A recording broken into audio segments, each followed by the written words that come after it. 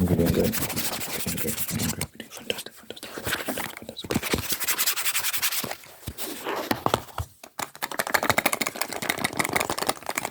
We're doing good.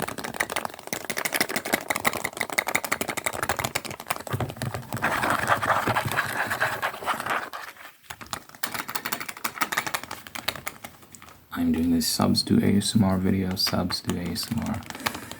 If you want to be a part of that, my email's in the description. You can send me a 1-minute video of you just doing whatever triggers you want, and then send that to me. Much appreciated, much appreciated, much appreciated. I got 8 so far, I believe, and let's actually check the accounts. Let me go to my Gmail.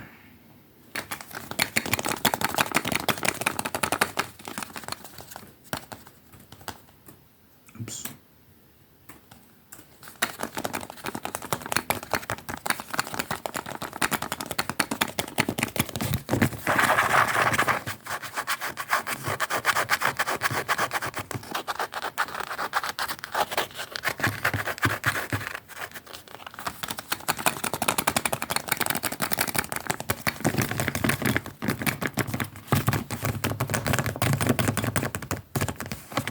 Yeah, I got 8. Let me count again. 1, 2, 3, 4, 5. Wait, what? 1, 2, 3, 4, 5, 6, 7. 7? 1, 2, 3, 4, 5, 6. I actually have 7. I don't have 8. I need 3 more, people. I need 3 more.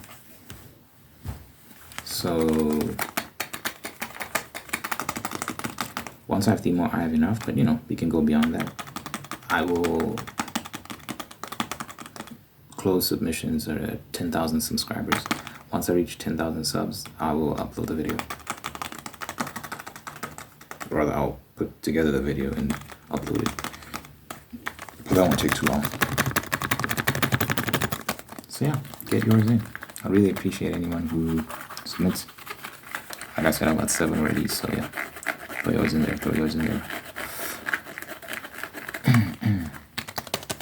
And then I have a poetry book.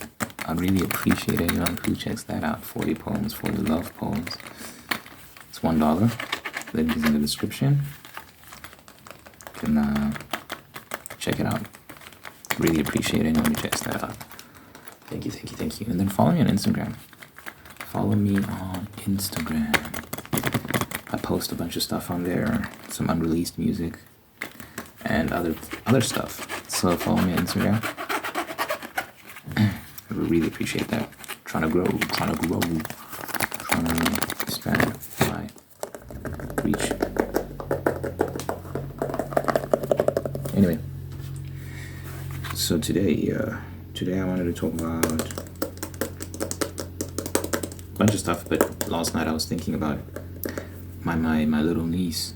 She is going to China in August. She stays in the UK. She is going to China in August. She's 16 now. It's actually crazy. I've only seen her 3 times in my life. I realized that recently. She visited us 3 times.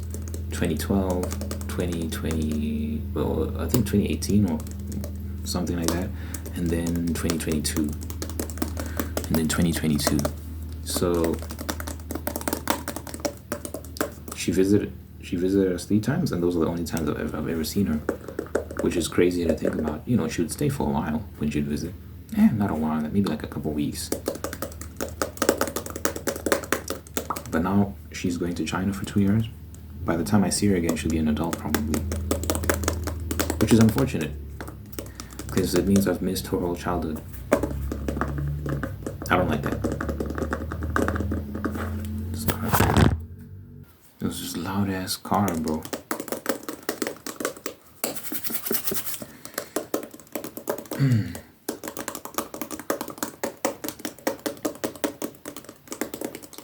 Because I was talking about how I wanted to visit the UK and stuff like that, but it seems like it's gonna be very difficult because of just the amount of money you need.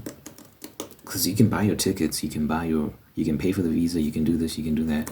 But apparently there's all sorts of other things, like they want you to have a certain amount of spending money, even if you're staying with a relative.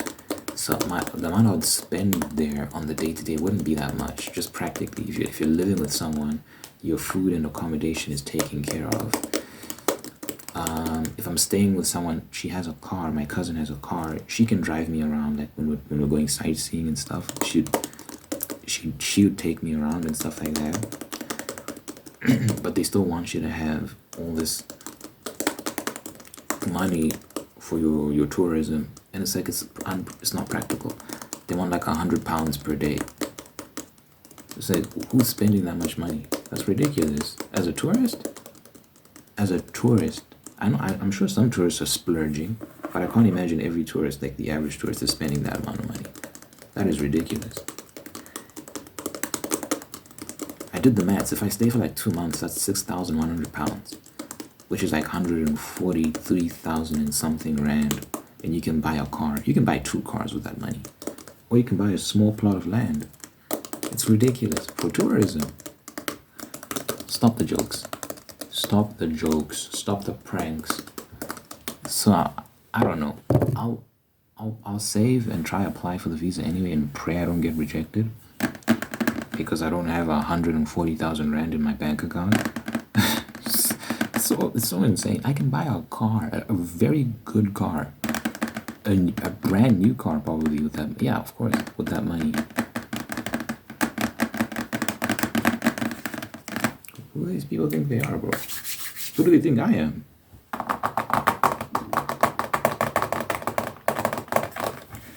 So, anyway, so I was thinking about my niece, and she's leaving for China. I was thinking about my cousin as well, because that's her daughter. Like, imagine that your child leaves the nest at 16. It's sad, because, it's your child, it's her baby. You don't want them to leave so early. And then when she's done with that, she's going to go to university. Like, oh, man. It's so early, dude.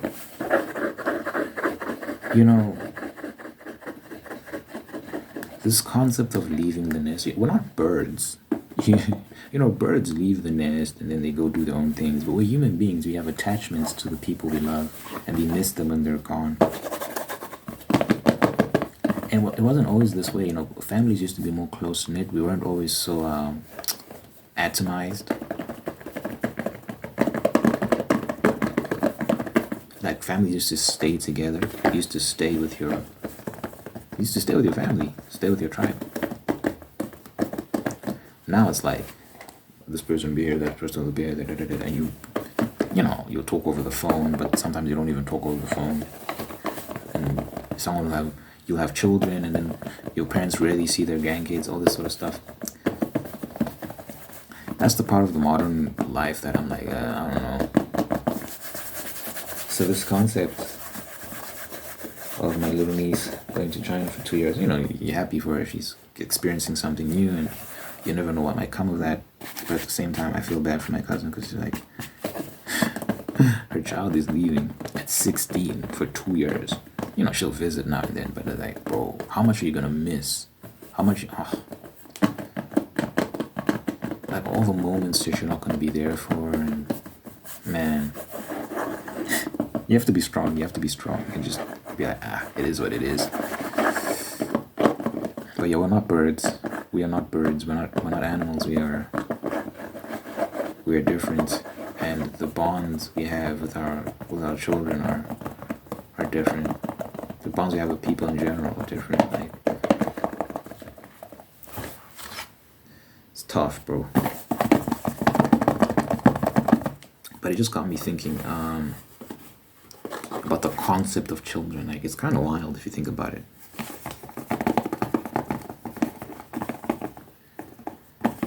Like, 2 people coming together, and in their coming together, they create another person.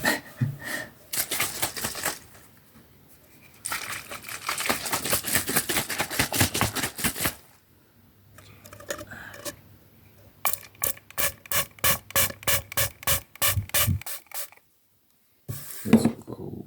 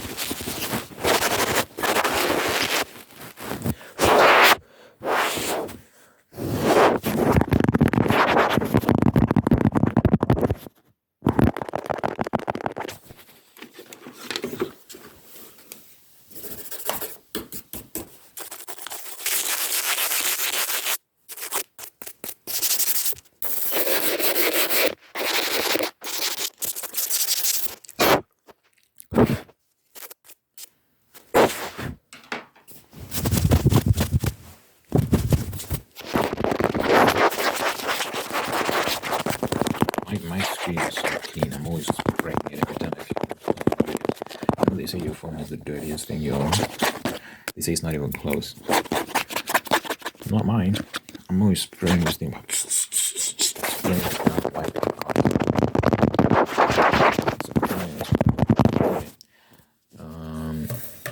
Two people coming together to make a person. And like you see this person walking around, thinking and feeling and just being alive. It's like we take that for granted. It's actually crazy. That person didn't exist. And then you and me, we come together, assuming you're a lady, and we make a person. Like what? And like that person has my traits, but they also have your traits. And it's like they also have their own traits, and it's expressed in this very unique way. And then you have more children, and none of them are the same. They're all different, and like, but they still share very similar characteristics. And when you see them, you like physically see parts of yourself, but also parts of your spouse. And what? It's a miracle. The idea that all this, like this existence, is just one big accident is so laughable. That is fake.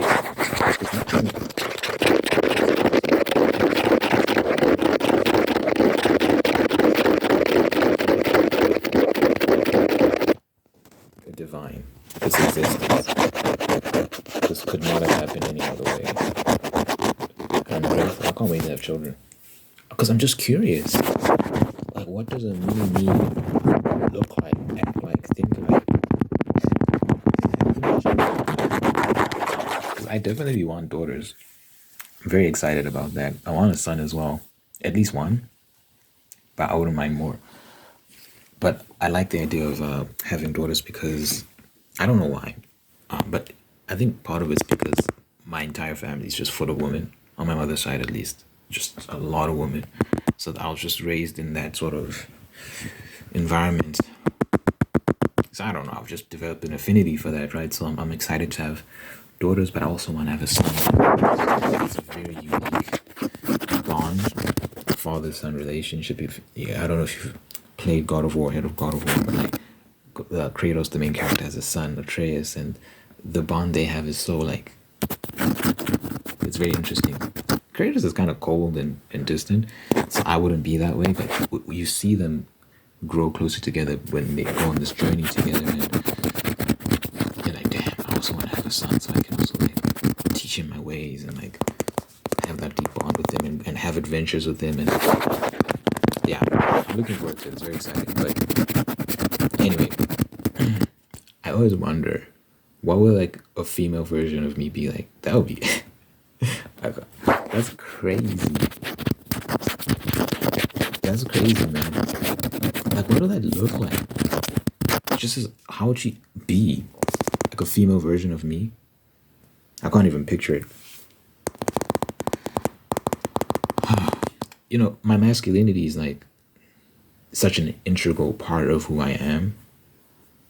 Like I am a man. Like that's just part of, that informs part of who I am. So, like, I can't even picture like a female version. You know, once I come together with a woman and we make this new person, I'm gonna have a daughter, and you know, she's gonna exhibit some of my traits, and I wonder what that's gonna. I'm very interested because now it's like you basically. It's so weird to think about. You're basically seeing it's like seeing a clone, but they're not really a clone, but like you're seeing yourself from other people's perspective now. That's weird. It's like, you know, I can't be objective. So sometimes I always watch my own videos, like these videos that I'm shooting right now. I watch them and I'll be watching them and I'm like, this is cool, I like this guy, and all that sort of stuff. But it's like, I can't be objective because I'm me. And other people are seeing things that I'm not seeing just because they're other people, they have their own minds. And I don't know, dude. Like, I don't know how the people perceive me, right? I only know how I perceive me for a fact. I can't say for sure how other people perceive me, but one day I'm gonna have a child. Especially if I have a son and he's very similar to me. If he's very similar to me, like, not entirely, but I'll get an idea of like what other people think. Very interesting. I'm so excited. I want like 4 or 5. I'll be very happy with 4 or 5. Yeah, I can go beyond that, maybe 6. But 4 or 5 is like the sweet spot. Like 5 max, but yeah, 5 is for the sweet spot. 5, I don't know. I don't know which one I'd like to. Let me say this: if I have 4, I'll be happy. If I have 5, I'll be even happier.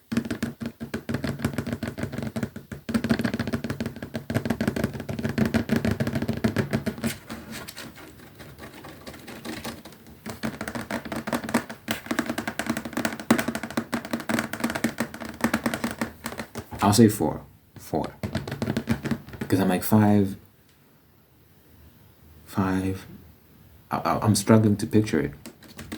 Like what that would look like. But I hear a lot of people who have kids say like, oh man, if I could have more, I would. Like I've heard a lot of people say that. That it requires maturity to have that perspective. Like when life isn't just about you. Like you can actually enjoy having a family. You can actually enjoy having kids because you're spending time with them. You're taking care of them. You're serving them. That actually brings you joy. But when you're someone who's self-centered and it's like, oh, they're taking all my time, they're taking all my resources, then I guess having children can be a drag. But it's just depending on your whole perspective. And look, some people are just, if they get stretched thin, like they got a lot going on and they can't have more children. So it is nuanced, but generally a lot of families, you hear them like, if we could have more kids, we would, because kids are amazing.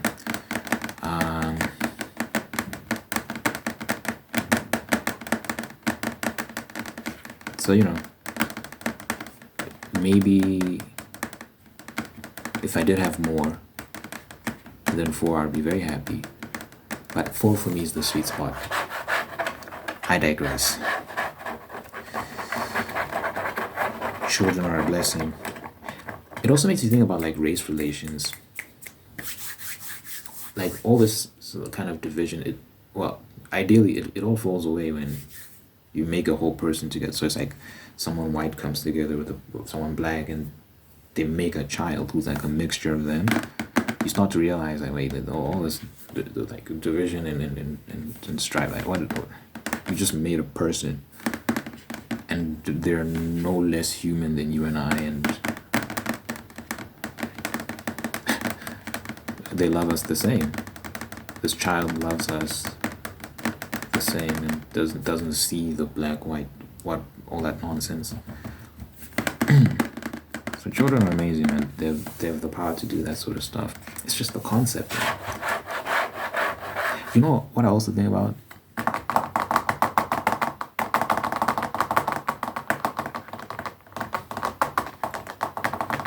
When a man and a woman have a child together, you are inextricably linked at that point. Like that's a bond unlike any other. Having a child together, now you're tethered. Now it's like that's the one thing that links both of you. The one person that links both of you. We have a child that we made together. We made a person. Think about that. You made a person together. Wow. Even if God forbid your child perishes, you're still linked by that trauma. You're still linked by that void.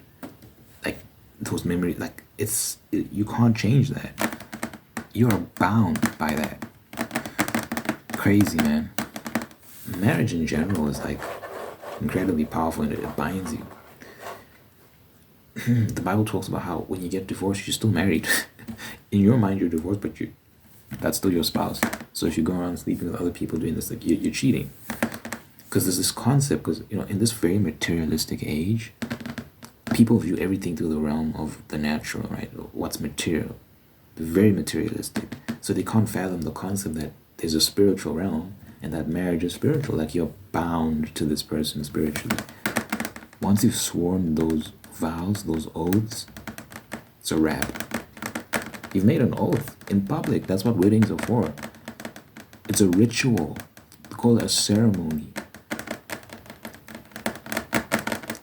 It's a ritual, people. You have witnesses. In a lot of cases, if you're doing like the traditional marriage, you have a priest there.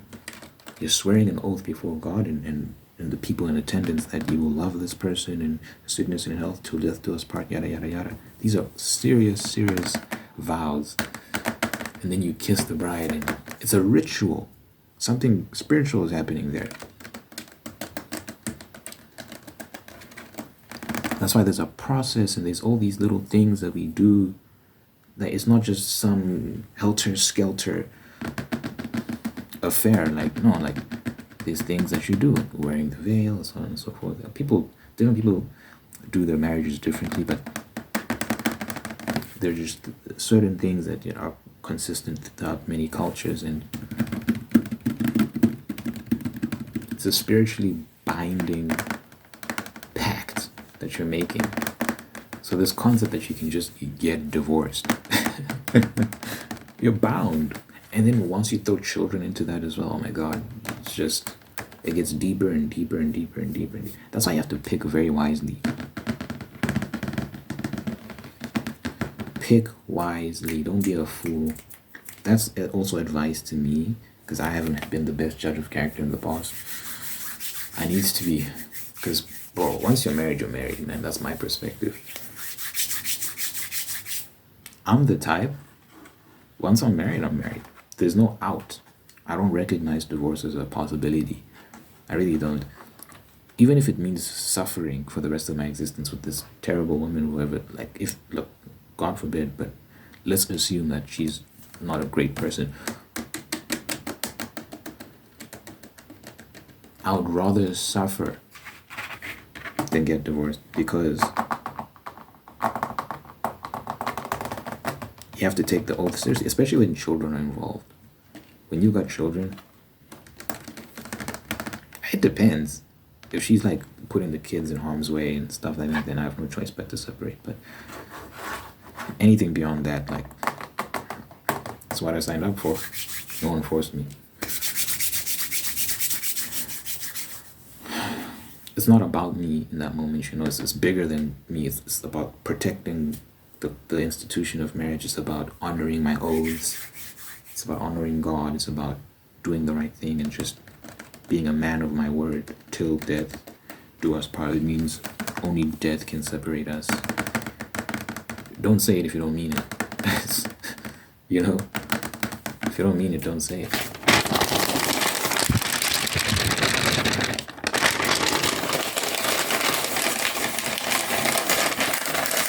So pick wisely. Be very careful who you end up marrying. Oof.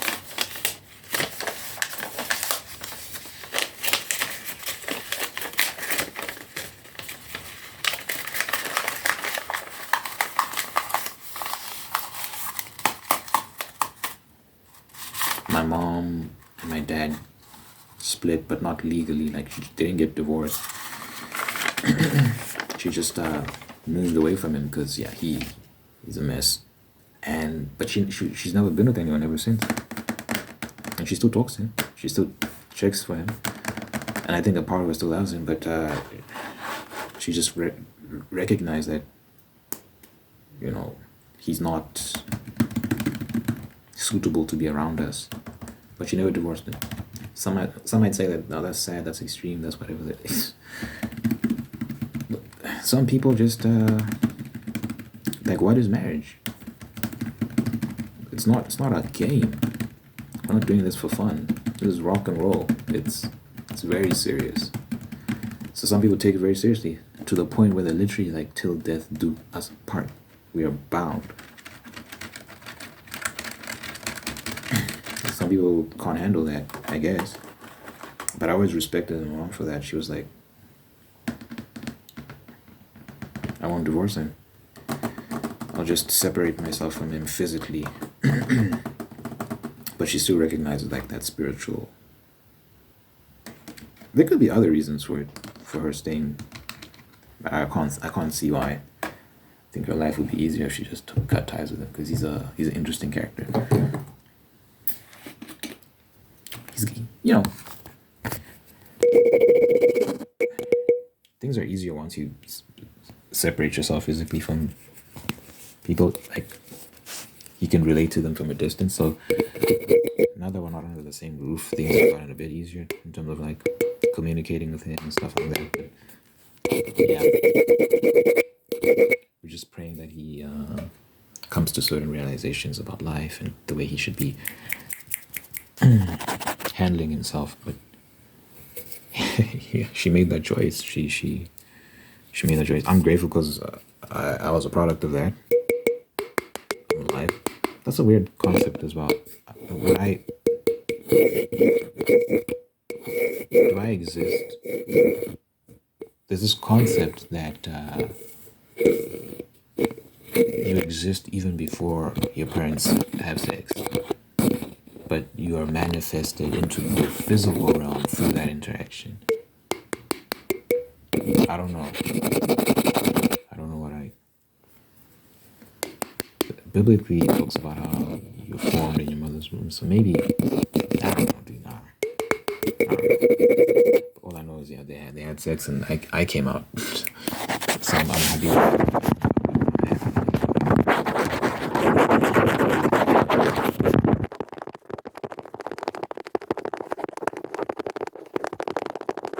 Yeah, like I said about my mom, her story can sound extreme to people. They know, oh my God, that's sad. She's a very happy woman. She's very bright, warm person who doesn't succumb to sadness. She's human, of course. Everyone gets sad or whatever the case may be, but she's just generally like a very positive individual. So she's not, some victim or anything like that. She's a very strong person, and I admire her for it. And a lot of women are like that in traditional cultures. A lot of women are like that. And yeah, like I said, it's just about your perspective. People who just refuse to even acknowledge the concept of divorce. Like, that's not a thing. Like, what are you talking about? It's not possible.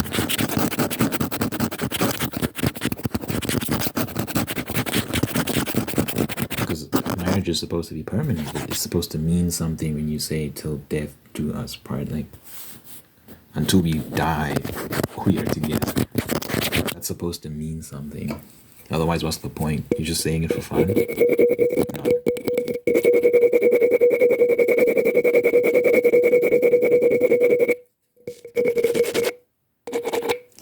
So for anyone who's not married yet, I would recommend you pick very wisely so that you can have a happy life and not one full of I believe you can still find peace through prayer and hard work. You can work on your relationship. I believe it's possible,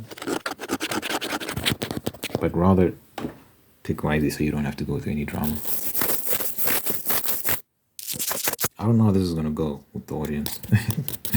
It's a strong message. It might not be popular. I might get some strong comments. We'll see. Anyway, drop a baby if you made it this far. Drop a baby in the comments. We're talking about babies. We're talking about marriage. Drop a baby in the comments. Let me pray and get out of here. I like to pray when at the end of all my videos. Dear Father God, thank you for this individual watching us right now. Thank you for making them whole, unique, and guiding them on a path towards peace, prosperity, and purpose. Thank you for blessing this person with wonderful people in their life who love them, take care of them, bring the absolute best out of them. And thank you for maintaining the ones that are there to do the same thing. Thank you for blessing this person with love, with marriage, and maintaining that love and marriage. And I pray that it's very, very happy. Bless this person with the spirit of gratitude so they can give thanks for all the wonderful things in life. And by giving thanks, they can find peace, contentment, and attractive blessings. Let your presence be Father in this person's life, so then let your God, that you love them. Good health, long life, and happiness. So this person, everyone that care about you, my name I pray. In Jesus' name I pray. Amen. Amen. Amen. Amen. Amen. Amen. Amen. Amen. Amen. Amen. Amen.